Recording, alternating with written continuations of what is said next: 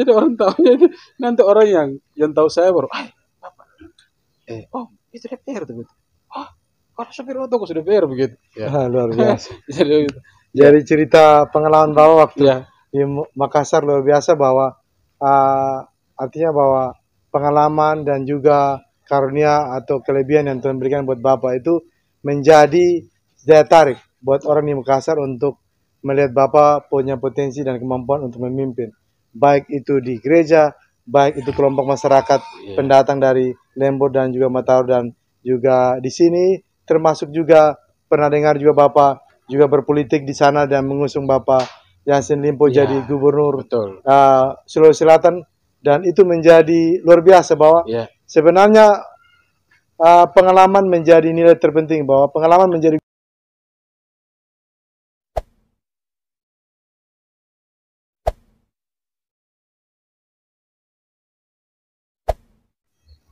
ya. Assalamualaikum warahmatullahi wabarakatuh. Salam sejahtera buat kita semua, Bapak, Mama, Kakak, Adik, saudara pemirsa yang berbahagia. Pada hari ini kami komunitas Umar Bakri Peduli Pendidikan hadir di Kelurahan Wilayah Barat, khususnya di Kampung Rilak, dan bersama Bapak Christian Atakari. Beliau adalah tokoh politik, tokoh pemuda, dan juga tokoh gereja, dan sekaligus mantan anggota DPR Kabupaten Alor. Dan kami bersyukur karena pada hari ini Tuhan izinkan untuk bisa kami komunitas hadir bersama beliau untuk kami berdiskusi, berbagi, bershare bersama berkaitan dengan pengalaman beliau dan juga cerita hidup berkaitan dengan tanggung jawab beliau sebagai kepala keluarga terhadap pendidikan anak dan juga pendapat beliau tentang pendidikan di Kabupaten Alor. Ya, shalom Bapak. Shalom. Aduh, luar biasa. Hari ini Bapak Christian Atakari terlihat sangat segar dan sehat, luar biasa. Karena Ruilak mendukung sekali dia pun cuaca dan udara, luar biasa. Dan kami komunitas Umar Bakri merasa bangga karena hari ini Bapak bisa terima kami di rumah untuk kami bershare dan diskusi, mencari pengalaman bersama untuk memotivasi masyarakat di Kabupaten Alor tentang bagaimana bergeliat tentang kehidupan ini. Ya, karena itu kami komunitas Umar Bakri ingin mengetahui pengalaman Bapak berkaitan dengan waktu jadi mantan anggota DPR Kabupaten Alor, termasuk juga pengalaman-pengalaman yang bisa memotivasi kami dan juga masyarakat Kabupaten Alor. Silakan, Bapak. Baik, terima kasih kesempatan yang diberikan kepada saya. Pertama-tama kita bersyukur kepada Tuhan. Karena hari ini atas perkenan Tuhan itu juga lah. Saya mendapat penghargaan yang luar biasa. Mendapat penghormatan yang luar biasa dari teman-teman komunitas Umar Bakri. Kalau mau dilihat di wilayah Kabupaten Alor, atau khususnya di wilayah Barat, dan lebih khusus lagi di Ruilak, banyak orang yang mungkin lebih bisa dari saya. Untuk itu, saya bersyukur kepada Umar Bakri, karena meskipun rumah seperti ini, latar belakang pendidikan pas-pasan, kehidupan pas-pasan, tapi Umar Bakri memberikan kesempatan kepada saya untuk mewawancarai saya. Terima kasih banyak. Terima kasih. Jadi, untuk keberhasilan di bidang mana saja, yang pertama itu takut Tuhan. Itu kunci. Kalau kita takut Tuhan, maka kita akan kerja baik-baik. Kita kerja sesuai dengan dia punya rel. Nah, sehingga saya dengan istri, kami bersepakat untuk sama-sama ada di ladang Tuhan. Istri ini kebetulan dia di pimpinan kategorial perempuan wanita gemit. Aikoli. Saya ada di sekretaris majelis Gereja Eklesia Aikoli, sekaligus ketua kaum Bapak kelas Alor Tengah Utara. Dan oleh karena kemurahan Tuhan itu juga, beberapa hal yang kami lakukan untuk menolong jemaat, yaitu ketika saya di kelas Alor Tengah Utara, kami sempat menanam porang untuk peningkatan ekonomi jemaat. Jadi waktu itu saya sampaikan ke jemaat Mainang, saya bilang begini, itu di dalam gereja loh saya omong. Saya bilang begini, kalau jemaat ini ekonominya tidak bagus, gereja ini kalau ekonominya tidak bagus, saat masa politik orang datang di sini, bawa uang 50.000, kamu bilang dia orang baik. Tetapi kalau gereja punya ekonomi yang bagus, jemaat punya ekonomi yang bagus, maka orang akan hitung 1000 kali bawa uang 50.000 atau 100.000 masuk ke sini. Karena mereka tahu kita punya penghasilan lumayan, sudah ada, begitu. Sehingga kami berusaha untuk tanam porang di kebun gereja itu. Hari ini kemarin tanggal 31 saya di atas itu porang yang ditanam itu sudah sekitar 28.000. Dan ini rencana 3 tahun mendatang itu kalau panen, maka kami akan undang mantan Dandim Kabupaten Alor untuk hadir dan panen perdana. Karena itu waktu beliau sempat sama-sama dengan kami dan tanam porang di situ. Ya. Nah, jadi itu menyangkut dengan organisasi gerejawi. Lalu saya berpikir juga karena seperti itulah kita setia di ladang Tuhan, kerja betul-betul di ladang Tuhan. Orang tua bilang kerja, lihat kaki tangan, lihat tangan. Yang salah, orang lain punya, kamu punya. Akhirnya saya sempat tahun 2020 itu saya ekonomi sempat terganggu. Tapi puji Tuhan, sementara anak ini harus pergi kuliah. Sehingga Tuhan buka jalan bagi anak saya itu. Dia ikut tes kementerian, tes beasiswa kementerian, dan puji Tuhan dari 110 mahasiswa yang lulus, anak ini ada di urutan keempat. Dan saya percaya bahwa itu karena semua kemurahan Tuhan. Firman Tuhan bilang orang yang setia di ladang Tuhan itu anak cucu tidak akan menjadi peminta roti. Dan itu yang terjadi dalam kehidupan rumah tangga saya. Lalu untuk membackup anak-anak sekolah, kemarin saya omong kakak toh, di wilayah ini saya yang tidak punya hasil. Tapi saya yang justru bawa anak istri pergi makan di restoran, pergi makan di Kalabahi, itu saya buat. Padahal tidak punya kemiri, tidak punya kelapa. Hanya usaha saya ya, babi, kebun di atas yang tadi kakak Don turun lewat, itu kebun gereja yang saya kelola. Jadi yang penting kita kerja baik-baik, kita takut Tuhan, maka Tuhan yang akan memberikan jalan, membuka jalan buat kita. Yang kuncinya itu harus takut Tuhan. Kalau kita takut Tuhan, maka rel yang ada ini kita akan ikuti. Kita keluar dari rel, kita sudah tahu bahwa itu salah. Yang berikut, waktu saya jadi anggota DPR. Jalan yang ada nih kakak. Ini waktu itu saya belum DPR itu, ini jalan ini kalau antar ibu hamil bisa melahirkan das motor. Ini batu-batu semua. Jadi waktu itu kami sudah sepakati di rapat komisi. Lalu kami punya pembagian pokir itu karena di perubahan saya dapat 1. Tapi pas paripurna itu pokir dong kasih hilang. Jadi ya sebagai anggota DPR yang punya hak dan kewajiban yang sama, ya saya tidak mau dong. Saya tidak mau. Saya ngotot supaya saya punya kasih masuk. Jadi waktu itu Pak Alopada, dia bilang begini,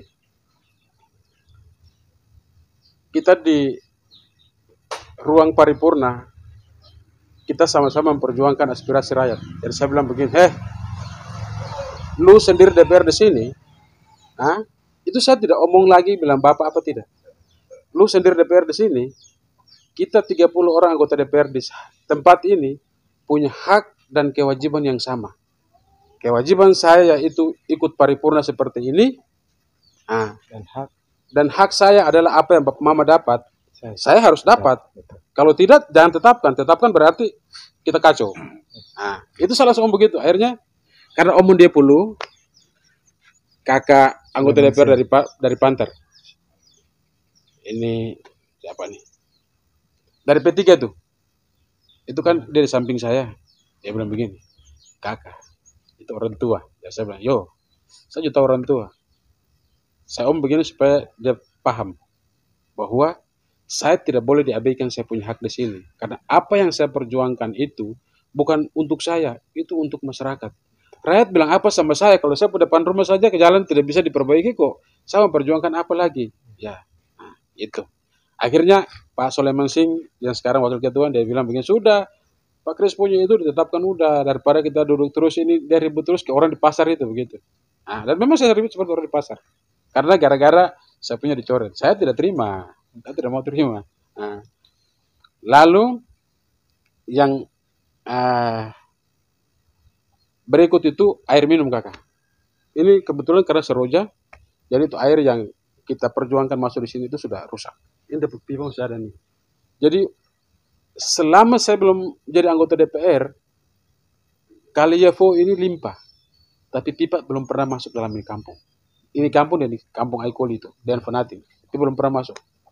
Tapi waktu saya masuk anggota DPR, saya lihat di perumahan punya DPA, ternyata itu ada anggaran untuk air minum, air bersih. Malam saya dan Maitua pergi menghadap Konyado. Nah, Dami Salma itu termasuk Konyado karena Maitua orang di atas. Ya, jadi kita jalan keluarga dengan ini kita datang. Akhirnya ada beberapa alasan juga yang saya sampaikan dan kebetulan waktu saya ke Kolano Utara kunjungan kerja itu ada temuan di sana.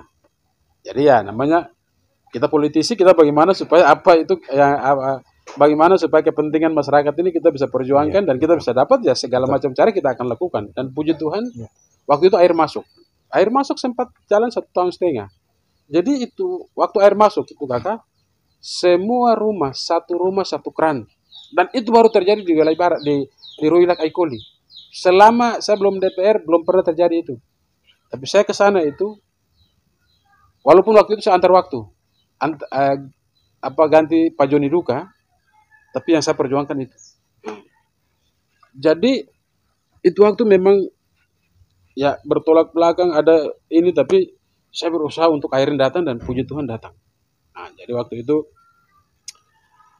ya sebagai anggota DPR ada ucapan terima kasih begitu dari pihak kontraktor apa, saya bilang, Pak, terima kasih. Saya cukup Bapak kasih jalan air di sini, kerja air di Yavo, kasih masuk di semua rumah. Itu ucapan terima kasih. Nah, itu terima kasih Bapak ke saya. Jadi tidak perlu Bapak kasih sesuatu sama saya. Nah, termasuk ini jalan kakak. Saya dapat rokok 1 bungkus dari kontraktor. Padahal sapu jatan. 1 bungkus. 1 bungkus. Kontraktor dengan ini orang dari PU datang sampai di sini. Kontraktor datang, kakak punya, kakak ini ada terima kasih. Saya bilang sudah lu ada uang beli rokok 1 bungkus ke saya, yang lain-lain jangan. Kok saya DPR kalau kasih uang saya bikin apa lagi? Iya tuh, saya DPR terima kasih 20 juta kok lu capek-capek kerja, lu terima bayar lu ini kalau kasih saya ngapain? Kalau mau kasih ya kasih rokok saja, rokok kan tidak apa-apa tuh kakak. Nah, akhirnya betul rokok 1 bungkus kakak. Kalau air minum dikasih ada buah di sini di 100.000. Anu buah sulung itu, waktu masih ada, itu 100.000. Nah, tapi tidak dapat apa-apa. Tapi saya bersyukur. Saya bersyukur karena apa yang kita perjuangkan ini karena campur tangan Tuhan sehingga semua itu bisa berhasil. Jadi kira-kira begitu. Nah, terus saya juga di gereja saya mendorong ke jemaat. Saya mendorong ke jemaat untuk bagaimana peningkatan ekonomi jemaat. Jadi saya punya mau itu yang saya sampaikan di gereja. Saya punya mau jemaat jangan cari uang beli beras. Jangan cari uang beli jagung, jangan cari uang beli ubi. Nah, sehingga makanan lokal dalam kampung ini kita harus usaha sendiri. Kalau kita cari uang beli jagung, beli ubi, bagaimana mungkin kita mau kasih sekolah anak-anak? Sementara kita semua tahu biaya pendidikan semakin tinggi. Jadi kalau jemaat tidak mempersiapkan diri baik-baik, maka selesai. Dia tidak akan mungkin bisa menyekolahkan anak. Apalagi dengan penghasilan yang pas-pasan kakak tuh. Jadi itu di gereja saya bilang, semua harus berkebun. Tidak boleh ada yang tidak berkebun. Nah, supaya kita dapat uang, kita pakai urus anak. Iya. Ubi jagung, padi, kita tumbuk jadi beras, kita makan. Dan itu saya sampaikan ke jemaat. Luar biasa pengalaman yang menjadi inspirator buat kami, motivator buat kami bahwa tanggung jawab Bapak. Artinya bahwa setiap tanggung jawab yang Tuhan berikan buat Bapak itu melakukannya dengan tulus ikhlas, sehingga nilai yang dapat itu luar biasa dan dampak terhadap masyarakat di sekitar lembaga yang Bapak pimpin itu luar biasa. Baik itu gereja maupun anggota DPR, walaupun PAW. Karena PAW itu berarti melanjutkan sisa masa waktu. Tapi dua program yang berhasil dibuat di wilayah pelayan Bapak, dan itu menjadi nilai positif bagi tanggung jawab sebagai pelayan masyarakat. Dan juga satu hal yang memang kami sempat dengar Bapak, bahwa Bapak lama di Makassar. Kami perlu cerita singkat yang menggugah kami bahwa kalau nilai ketulusan dan keikhlasan melayani dimanapun kita berada, maka bukan kita yang akan angkat muka, tetapi orang yang akan menjunjung tinggi kita karena kebaikan kita. Silakan Bapak. Baik, jadi saya tamat tahun 96, tamat SMEA. Iya. Tahun 96 tamat. Waktu saya tamat itu pas penerimaan besar-besaran di sini PNS, dan waktu itu tenaga SMEA diutamakan. Karena waktu itu kan sekolah negeri masih ada dua saja. SMA negeri dengan SMEA negeri. Jadi teman-teman semua baku ajak ikut tes, saya sudah lah. Saya tidak terlalu tertarik dengan PNS. Nah, jadi biar kakak dong ikut tes. Akhirnya saya merantau. Merantau pergi di Makassar, namanya kita perantau kerja serabutan. Waktu itu kerja serabutan terus sambil kuliah. Tapi memang Tuhan belum izinkan saya jadi sarjana waktu itu. Nah, akhirnya putus. Lalu sebelum sementara kerja serabutan, ada teman yang panggil saya untuk, kakak ada ijazah kok tidak? Saya bilang saya ijazah SMA saja kakak, saya begitu. Jadi dia bilang tidak, ada penerimaan di bank, dia minimal ijazah SMA waktu tahun 98 minimal ijazah SMA. Coba tes, akhirnya saya coba ini, ternyata saya tes dan orang sarjana semua waktu itu. Jadi setelah tes, orang semua pulang, saya tes terakhir, kepala bank panggil saya, beliau sampaikan di saya, Pak tahu yang tadi tes itu lulusan apa? Saya bilang, saya tidak tahu. Itu sarjana semua Pak. Oh, saya bilang, ya kalau begitu saya biar tidak diterima tidak apa-apa. Tapi beliau bilang begini, kalau orang kerja di bank, Anda pintar itu soal kedua. Yang penting Anda jujur. Karena kita akan berhubungan dengan uang. Akhirnya saya bilang, siap. Kalau saya diterima, saya akan bekerja sebaik mungkin. Akhirnya betul. Diterima, kerja. Kerja pergi ya. Ada satu kali, kebetulan kami punya tim itu, dia melebihi target yang ditetapkan oleh bank. Akhirnya saya dapat gaji 11 bulan Om. 11 bulan gaji. Nah, ini tanah saya beli dari hasil itu bank. Tanah. 11 bulan gaji saya dikasih waktu itu, sehingga saya dan Maito sepakat kita pulang kampung atau beli tanah di sini begitu. Kebetulan kami dua orang tua sama-sama ada di sini, jadi kami memilih untuk lebih baik pulang kampung daripada tinggal di sana. Ada apa-apa dari orang tua kan kasihan begitu. Nah, terus di sana saya juga ada di majelis gereja. Saya majelis gereja di Gereja Toraja Mamasa, Jemaat Muria. Itu kebetulan kita satu asas seperti Gemit, kita satu asas. Jadi saya 3 periode di situ. Terus saya juga dipercayakan teman-teman dari orang Gunung Besar yang tergabung di Kerukunan Wilayah Lembur. Saya dipercayakan jadi ketua Kerukunan Wilayah Lembur. Terus waktu Persatuan Masyarakat Alor masa Pak Dr. Edward Pulinggomang, saya dia pewakil. Saya beli pewakil. Jadi kadang-kadang saya juga berpikir, saya pikir orang yang lebih hebat dari saya ini ada begitu. Orang yang sekolahnya lebih tinggi dari saya ada, tapi kok kenapa saya yang diterima begitu? Saya yang dikasih kesempatan untuk ada di sini. Padahal yang kalau kita mau lihat secara kasat mata ini kan banyak orang yang Mungkin pendidikannya lebih tinggi dari saya, betul. kemampuan finansialnya lebih tinggi dari saya, tapi puji Tuhan, itu Tuhan berikan kepada saya. Nah, jadi saya berpikir dan merenungkan semua kalau kita kerja ikhlas, kita kerja tulus, maka bagiannya Tuhan biar Tuhan yang kerjakan begitu. Dan itu yang terjadi. Nah, jadi setelah itu kami beli tanah, kami sepakat pulang kampung. Pulang kampung, tinggal di paman di atas.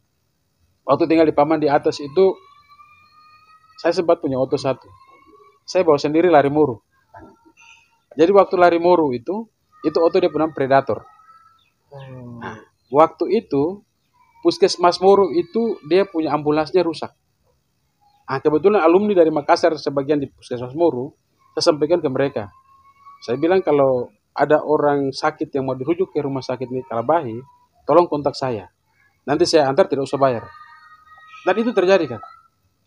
Nah, jadi kalau hari ini kalau saya ke Moro, ya orang-orang yang saya pernah bantu itu kalau ketemu saya, itu dong perlakukan saya seperti artinya dorang anggap saya seperti dorang punya saudara sendiri, sahabat sendiri begitu. Itu saya lakukan. Terus anak-anak sekolah, saya dari anak-anak SMA itu kan dari banyak yang dari Moro turun di Pailelang toh. Iya, betul. Nah, jadi saya dari Moro naik itu semua saya kasih naik. Saya belum tidak usah bayar, kamu sekolah naik. Nah, nanti orang pulang juga begitu.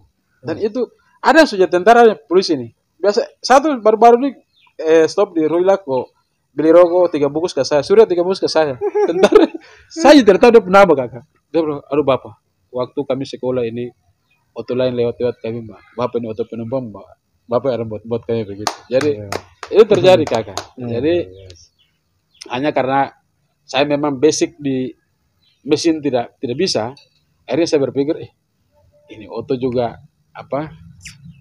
coba anak-anak yang bawa ini separuh kita bisa percaya mungkin bisa. Saya takutnya anak buah yang terpengaruh untuk bawa oto, karena dia waktu SMP itu dia rakyat SMP itu dia tahu bawa oto anak buah tuh. Anak buah tuh IQ-nya saya tidak mengerti dia ini, dia cuma lihat sapu kaki saja, tapi saya bangun pagi kadang-kadang oto tidak ada di rumah kan. Dia sudah jalan pikas panas apa kembali. Jadi saya putuskan dan itu saya sudah oto kita lepas saja daripada dia ada baru nanti anak-anak pengaruh dan ini, akhirnya oto kita lepas. Jadi begitu. Jadi waktu saya jadi anggota DPR tuh banyak orang yang tidak tahu karena waktu itu kan saya kan bawa oto, sopir oto tiba-tiba jadi anggota DPR. Jadi saya masuk di pasar tuh kan teman-teman orang-orang di pasar panggil lo om sopir begitu. Padahal kan saya juga tidak pernah pakai pakaian ini DPR di pasar toh. Jadi orang tahunya itu nanti orang yang tahu saya baru, bapak, oh itu DPR tuh begitu. Oh, kalau sopir oto kok sudah DPR begitu. Ya. Luar biasa. Jadi cerita pengalaman Bapak waktu di Makassar luar biasa bahwa artinya bahwa pengalaman dan juga karunia atau kelebihan yang Tuhan berikan buat Bapak itu menjadi daya tarik buat orang di Makassar untuk melihat Bapak punya potensi dan kemampuan untuk memimpin. Baik itu di gereja, baik itu kelompok masyarakat pendatang dari Lembur dan juga Mataur dan juga di sini, termasuk juga pernah dengar juga Bapak juga berpolitik di sana dan mengusung Bapak Jansen Limpo jadi gubernur Sulawesi Selatan, dan itu menjadi luar biasa bahwa sebenarnya pengalaman menjadi nilai terpenting, bahwa pengalaman menjadi guru terbaik untuk mengangkat orang menjadi derajat lebih tinggi. Walaupun Bapak tadi katakan di waktu tes BRI melihat orang sarjana langsung sedikit down, tapi nilai kejujuran itu dijual dan sampai berapa tahun Bapak menjadi 13 tahun, luar biasa. Karena itu gampang kan nilai kejujuran menjadi nilai, dan kami bangga bahwa memang hampir semua orang luar cerita bahwa kalau orang Alor itu kejujuran menjadi nilai, dan itu luar biasa. Dan kami komunitas yang bergerak di pendidikan ingin juga tahu bagaimana pergumulan keluarga, tanggung jawab Bapak bersama Mama, bagaimana mendidik anak dan juga melatih anak dan juga mengurus anak sampai meraih cita-cita menjadi pendidikan yang tinggi. Silakan, Pak. Jadi kalau orang tua itu Pak, apalagi kita yang kerja serabutan seperti ini, ini kalau kita tidak persiapkan anak-anak baik-baik, maka esok lusa masa depan kita akan suram. Hari tua kita itu akan suram. Maka untuk bagaimana supaya hari tua kita bisa ada jaminan, anak-anak utama. Mereka kalau berhasil, maka waktu kita tua sudah bisa bergerak apa-apa, orang bisa lihat kita. Tapi kalau orang tidak berhasil, kita habis. Nah, tidak soal kalau yang pegawai negeri, kan gaji pensiun ada, bayar orang datang jaga dia. Tapi kalau kita, ya kita kan tidak mungkin. Maka modal utama kita itu adalah anak. Dan saya terus terang, mungkin kalau saya bicara seperti ini di orang lain, mungkin orang bilang, masa begitu? Ya, masa Om bisa persiapkan anak nanti seperti, saya akan persiapkan mereka seperti itu. Nah, anak pertama saya urus berhasil, setelah dia berhasil saya suruh dia urus tipe adik. Kan saya kan kerja secara putar, kerja Senin Kamis, penghasilan tidak tetap. Maka saya fokus untuk anak pertama. Dia harus berhasil supaya dia bisa urus tipe adik. Dan saya sudah, anak pertama saya sudah sampaikan ke dia, kamu harus berhasil, karena kalau kamu sudah berhasil maka kamu akan urus tempo adik. Nah, tapi kalau kamu tidak berhasil, tempo adik juga bisa jadi tidak berhasil. Jadi memang kalau masalah harta kekayaan kami tidak punya, tapi kami usahakan supaya orang bilang tidak punya uang, tidak punya harta, tapi anak kami bisa sukses di pendidikan, bahkan di sekolah dia bisa kerjain lebih baik dari kami begitu. Luar biasa. Artinya bahwa strategi, trik, dan juga cara bagaimana bapak dan mama mendidik anak, mempersiapkan anak menilai masa depan. Yang pertama ialah yang sulung harus berhasil dulu. Sehingga pasti adik-adik akan berhasil dan orang tua akan bangga dan merasa ikut bersuka cita. Kemudian memang kita tahu bahwa pendidikan itu sulit. Tapi apa pepatah mengatakan bahwa pendidikan itu seni membentuk pengetahuan dan karakter. Memang dari awal pendidikan itu pahit, tapi akan menghasilkan buah yang baik di masa yang akan datang. Dan dia akan punya peran terhadap pembangunan daerah dan juga keluarga. Karena itu kami Komunitas Umar Bakri juga meminta pendapat dan pikiran Bapak berkaitan dengan pendidikan di Alor. Karena kita tahu bahwa persaingan dunia sekarang adalah terkunci daripada pendidikan. Jika pendidikan maju, maka daerah itu pun akan maju. Karena itu kami meminta bahwa pikiran dan pendapat tentang pendidikan di Kabupaten Alor. Baik, terima kasih. Jadi kalau menyangkut dengan pendidikan di Alor, semua orang tahu dan semua orang pernah omong. Orang-orang yang bicara di depan tentang pendidikan itu orang omong, tanpa pendidikan dunia buta. Ini orang semua omong. Nah, tapi apakah semua orang punya kepedulian dengan pendidikan? Apakah semua orang punya kepedulian dengan anak-anak didik, dengan guru-guru yang mendidik mereka? Ini kan persoalannya di situ. Persoalannya di situ. Kita semua tahu, lo mau jadi dokter ke bupati sekaligus, jadi presiden, gubernur, semua dari guru. Tapi perhatian dari guru ini seperti apa kan kita semua tahu. Ini yang menurut saya ke depan kita usahakan untuk mendorong pemerintah. Nah, jadi mendorong pemerintah dalam hal ini kan pemerintah pusat, provinsi dan daerah. Kan setiap tahun itu anggota DPR itu punya kesempatan 4 kali ke Jakarta. Kan ada yang bisa ambil di Kementerian Pendidikan untuk menyampaikan nasib guru di Kabupaten kepada Kementerian Pendidikan. Jadi kita mendorong pemerintah sehingga ketika mereka mengabdi, mereka juga merasa nyaman begitu. Mereka merasa nyaman, tenang, tentram. Karena apa yang mereka terima dari pengabdian mereka ini seimbang. Mereka kan artinya guru ini, teman-teman ini kan sudah mengorbankan segala waktu, pikiran. Bayangkan orang yang tidak tahu agudang saja ini, dorong ajar bisa sampai tahu tulis, Bapak. Itu luar biasa sebenarnya. Tidak tahu membaca, ini mereka guru ajar sampai dia tahu membaca.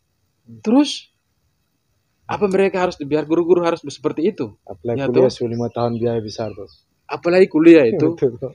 Orang bisa menghabiskan uang sekitar 100 juta.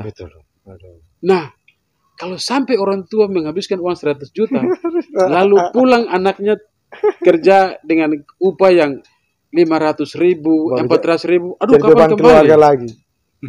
Uang kapan kembali? Rugi kan? Itu rugi. Dari sisi ekonomi rugi. Sisi ekonomi rugi sekali. Lebih dia ambil jurusan lain, dia pulang dia bisa kerja. Ya rugi. Tapi ini karena panggilan. Guru ini saya pikir panggilan, sehingga mereka juga tahu bahwa ini tidak bisa ini. Upah yang dorang terima ini tidak cukup, tapi karena hati nurani ini yang tergerak. Nah, jadi guru itu sebenarnya pekerjaan yang paling mulia. Orang kerja dari hati nurani, guru kerja dari hati nurani, makanya dia bisa kerja. Kalau tidak mau. Buat apa sih rugi kan? Kalau dia mau lebih bisa merantau di Irian sana, di Jakarta sana mengajar di sekolah-sekolah ini swasta. Satu kali mengajar dikasih sekian atau 1 bulan berapa juta kan begitu. Ya, daripada harus mengajar di sini dengan upah yang 500.000, itu kan kasihan. Jadi ke depan itu kita usahakan dorong pemerintah daerah. Mungkin kalau APBN itu kita harus ke Jakarta dan lebih lagi, tapi untuk Pemda kita usahakan bagaimana, Pemda usahakan bagaimana untuk peningkatan PAD, pendapatan asli daerah harus ditingkatkan, ya toh, dengan memanfaatkan sumber daya alam yang tersedia. Ya, jadi kalau memang kita orang lokal tidak mampu kerja, tidak mampu manfaatkan kelola ini sumber daya alam, kita kan kasih datang investor, ya toh, kan kasih datang investor saja, ya gunung sekian, pantai, laut. Kita serahkan ke investor, kira-kira kerjasamanya seperti apa, keuntungan, pembagian keuntungan seperti apa kan kita. Lalu dari itu juga dia akan menyerap tenaga kerja, sehingga kan hari ini kakak di gunung itu yang mengajar itu bukan hanya sarjana pendidikan, ya toh. Di luar dari sarjana pendidikan juga. Di luar dari sarjana pendidikan juga ada, karena memang lapangan kerja tidak ada. SD Ruilak saja itu ada berapa orang yang bukan sarjana pendidikan tapi ada ngajar. Betul. Tapi ini karena sekarang mau pi mana, ya toh? Akhirnya ya mari kita ngajar. Tapi karena dorang mengajar dengan hati, dengan keikhlasan, maka dorang mampu untuk mengajar. Kalau tidak bisa. Saya pikir tidak bisa sekali. Karena apa yang pengabdian yang teman-teman guru persembahkan kepada daerah ini tidak seimbang dengan apa yang daerah berikan kepada teman-teman guru. Nah ini yang ke depan kita mesti dorong dengan bagaimana peningkatan PAD dan bagaimana mengupayakan supaya ekonomi masyarakat ini bisa meningkat dengan mungkin melihat hasil-hasil komoditi, memperjuangkan harga komoditi, menempatkan orang di kayak waktu Bapak Pali buat itu, tempatkan orang di Jawa sana untuk pantau harga komoditi itu. Jadi kan pengusaha di sini tidak bisa bohong, ya. Kan harga komoditi setiap saat terpantau. Sehingga pengusaha di sini tidak bisa main-main harga komoditi. Dengan demikian, kalau harga komoditi ini bagus, peningkatan ekonomi petani kalau meningkat, maka saya yakin guru akan ikut naik. Karena apa? PAD naik, terus kalau kita mau omong untuk uang komite saja, bisa 1 hari, bisa 1 bulan itu kita omong 100.000 orang mau. Karena dia punya pendapatan. Pendapatannya sudah di atas rata-rata. 100.000 orang siap. Ya toh? Tapi kalau dia pendapatannya tidak bagus, jangan harap. Ruilak Puja itu 30.000. Jadi mungkin Teluk Mutiara ini sekolah-sekolah yang orang tua ekonomi menengah ke bawah hanya Ruilak yang tinggi. 30.000 itu kami rapat, itu kami pakai double habis-habisan. Saya tetap pertahankan 30.000. Saya bilang apa? Bap Mama ini kan masih punya Kemiri, punya Jambu, punya Kopra. Saya tidak ada apa-apa, tapi saya bilang 30.000. Masa kamu tidak balu dengan saya? Saya yang tidak punya apa-apa mau 30.000 kok. Kamu yang punya harta sekian banyak 30.000 kamu bilang susah. Saya bilang tidak susah. 1 hari 1.000 rupiah Bapak Mama simpan. 30 hari itu 30.000 selesai. Tidak ada yang susah. Akhirnya kita putuskan 30.000. Jadi kakak SMP Fanatin saja itu 25.